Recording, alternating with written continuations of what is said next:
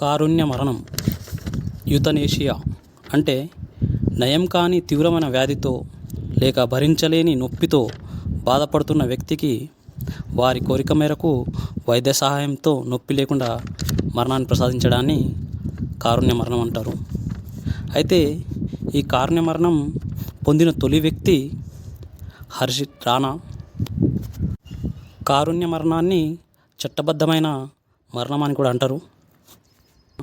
ఇతను ఢిల్లీకి చెందిన ఇంజనీరింగ్ స్టూడెంటు. ఇతను తన 19 ఏళ్ళ వయస్సులో బీటెక్ చదువుతూ ఉంటాడు. చండీగఢ్లోని పంజాబ్ యూనివర్సిటీలో ఇంజనీరింగ్ చదువుతూ ఉంటాడు. అయితే ఇతను ప్రమాదవశత్తు 4వ అంతస్తులోని తన బాల్కనీ నుంచి కిందకు పడిపోతాడు. అయితే అతనికి తలకు తీవ్ర గాయమై చికిత్స అందిస్తారు. అయితే అతను కోమాలోకి వెళ్ళిపోతాడు. జీవశ్రవంలా ఉన్న అతనికి 13 సంవత్సరాల తర్వాత అతని కుటుంబ సభ్యుల అభ్యర్థన మేరకు వైద్యుల సిఫారసు మేరకు అతన్ని కారుణ్య మరణానికి కోర్టు అనుమతిస్తుంది. అయితే 2026 మార్చిలో అతనికి బతకడానికి ఏవైతే సేవలు ఉన్నాయో వాటిని వైద్య సేవలను నిలిపివేయడం జరుగుతుంది.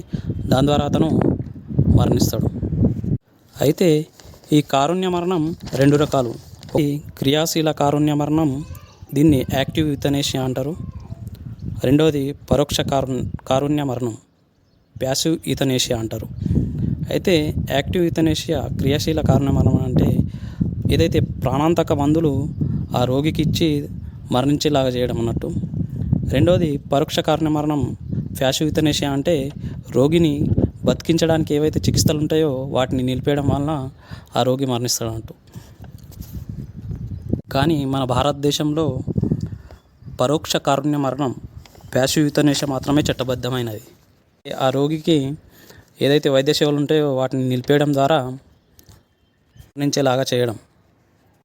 అయితే ఈ కారుణ్య మరణం 2018లో చట్టబద్ధం కాగా 2026లో హరీష్ రాణా అనే వ్యక్తికి అనుమతి ఇచ్చిన తొలి వ్యక్తి అన్నట్టు ఇతను.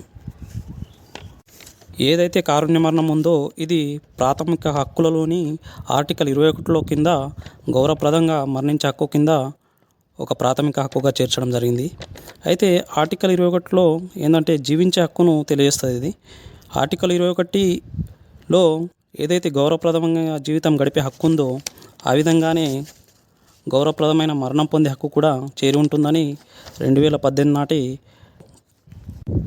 Common cause versus union of India కేసులో తీర్పును వెలువరించడం జరిగింది.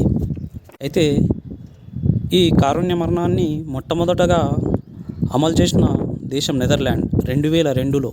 దాని తర్వాత బెల్జియం, కెనడా, ఆస్ట్రేలియా చాలా దేశాలు అనుసరిస్తున్నాయి. కానీ నాజీల పాలన కాలంలో జర్మనీలో హిట్లర్ ఈ కారుణ్య నియామకం అనే మొత్తం అర్థాన్ని మార్చేశారు.